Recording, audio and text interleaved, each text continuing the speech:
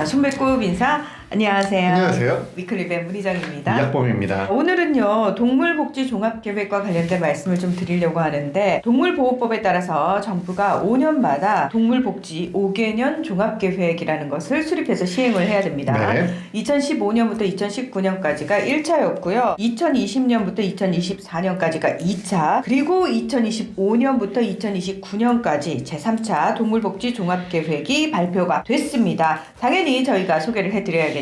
네, 그럼요. 이번 정책은 사람과 동물이 다 함께 행복한 동물복지 선진국을 비전으로 하고 있고요. 동물복지 안전망 강화, 인프라 확충, 반려문화 확산, 동물영업, 의료체계 개선 및 연관산업 육성, 이렇게 크게 4개의 분야로 구성이 되어 있고요. 네. 20개의 세부 추진 과제가 담겨 있습니다. 자, 일단 크게 4개 분야라고 하셨으니까 오늘 그 2개 분야를 먼저 소개를 해드리고, 네. 다음 주에 저희가 나머지 2개 분야를 좀 소개해 드리도록 하겠습니다. 먼저 동물복지 안전망 강화와 관련된 얘기인데요. 동물 사육 금지제 도입이 눈에 띄네요. 맞습니다. 현재는 이 동물의 소유자가 동물학대 행위를 했어요. 그래서 네. 동물보호법 위반으로 처벌을 받았다 하더라도 소유자가 다시 자기 동물을 돌려달라라고 요구를 하면은 보호 조치 중인 동물도 소유자에게 다시 돌려줘야 됩니다. 저희가 진짜 분노했던 부분이 딱 그 부분이잖아요. 네. 그래서 2022년에 동물보호법을 전부 개정을 할 때 이 동물 학대한 사람한테 다시 사육할 수 있게 해주면 안 된다. 이거 금지제 도입해야 된다. 그렇게 노력을 했지만 결국은 실패를 했거든요. 맞습니다. 이 법안 초안에는 동물 학대자의 동물 사육 금지 제도 이 내용이 동물보호법 전부 개정안에 들어가 있었습니다. 네. 근데 이게 개인의 기본권을 너무 많이 침해한다 이런 평가가 있다 보니까요. 법사위 본회의 통과 과정에서 이제 제외가 됐죠. 근데 정부는 이번 계획에서 관계기관, 동물보호단체, 전문가 등의 의견 수렴을 통해서 사회적인 공감대를 형성한 다음에 2027년에 동물 학대자의 동물 사육 금지제를 시행하겠다라고 밝혔습니다. 또 우리 수의법의검사의 전문성 강화, 표준화도 추진합니다. 그리고 동물 유실, 유기 방지를 위해서 동물 등록제 예외 지역을 없애기로 했습니다. 맞습니다. 현행 동물보호법에 따라서 2개월령 이상의 반려견은 다 동물 등록을 해야 되잖아요. 그렇죠. 그런데 이 동물 등록 대행기관, 이제 동물병원 같은 곳이죠. 이런 곳이 없는 읍면이나 도서 지역은 시도 조례로 이 동물 등록 의무 지역에서 제외할 수 있게 되어 있어요. 네. 근데 이런 예외 지역을 2029년까지 없애겠다는 게 정부의 계획입니다. 시간이 조금 많이 걸리네요. 네. 네. 자, 여기에 유기동물 행위 처벌도 강화된다고 하는데요. 지금은 사실 반려견을 버렸다가 적발되면은 300만 원 이하의 벌금형에 처한다. 이런 내용이 있죠. 맞습니다. 근데 이게 원래는 300만 원 이하의 과태료였어요. 그러니까 과태료하고 벌금형은 다른 거잖아요. 그렇죠, 다르죠. 그래서 이게 2022년에 과태료에서 300만 원 이하의 벌금으로 강화가 되면서 이제는 돈만 내는 게 아니라 이제 전과자가 되는 거죠. 이 300만 원 이하의 벌금도 1차 적발 시에는 100만 원, 2차 적발 시에는 200만 원, 3차 이상 적발 시에는 300만 원의 벌금이거든요.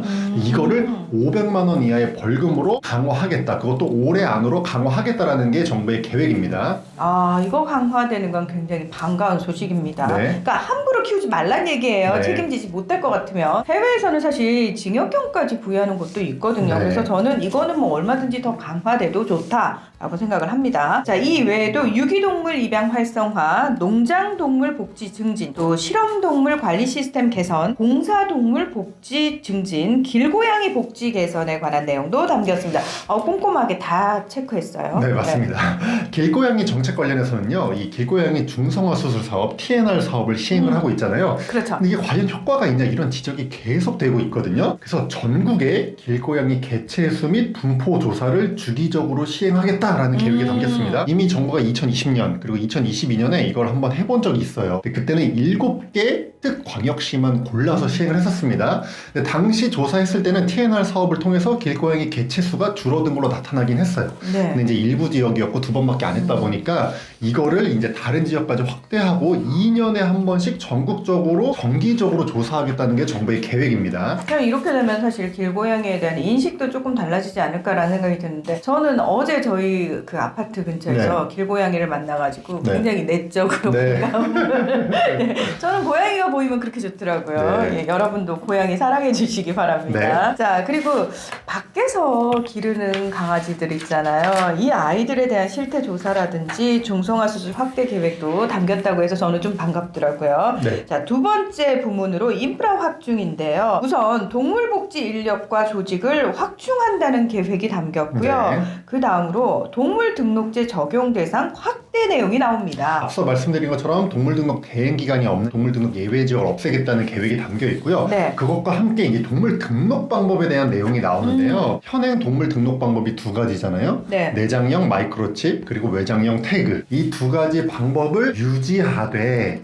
생체 인식 방식에 대한 기술 검증 그리고 민간 활용 활성화 여건을 조성한다라고 계획에 담겼습니다. 아 왜요 진짜. 아니 동물 등록 내장형으로 일원화해야 된다라고 저희가 계속 얘기를 했잖아요. 그리고 저희 언제였죠? 441회에서 소개해드린 것처럼 국민들한테 여론조사를 좀 해보면은 거의 80%에 가까운 사람들이 내장형으로 해야 된다라고 얘기를 하는데 이걸 왜 또 그대로 내버려 뒀는지 저는 조금 짜증이 나고요. 요거는 좀 언제 고칠 거예요? 아니 왜 그러는 거예요 도대체? 이유가 뭐야? 그러니까요. 이 부분은 예. 좀 비판을 받을 필요가 있을 것 같습니다. 좀 한심하기도 하고 약간 네. 비겁해 보이기도 하고요. 저희가 진짜 많이 얘기를 했잖아요. 맞아요. 소기의 경일기를 하고 있는 것 같습니다. 그래서 좀 안타까운 부분이고요. 이 외에도 뭐 지자체 동물보호센터의 관리 수준을 개선하겠다. 또 지금 사설보호소의 경우에는 신고제가 도입이 됐습니다. 그래서 우리가 민간 동물보호시설이라고 하죠. 네. 민간 동물보호시설을 개선하겠다. 뭐 동물복지 분야의 R&D 기반을 구축하겠다. 이런 내용들도 담겨 있습니다. 네. 자, 저희가 제3차 동물복지 5개년 종합계획 중에서 큰 4개의 분야 중에서 2개 분야를 먼저 소개를 해드렸어요. 네. 현재 어떤 상황인지, 그리고 이 3차 계획이 실행됐을 때 어떤 부분들이 달라지는지를 비교해서 보면 확실히 좀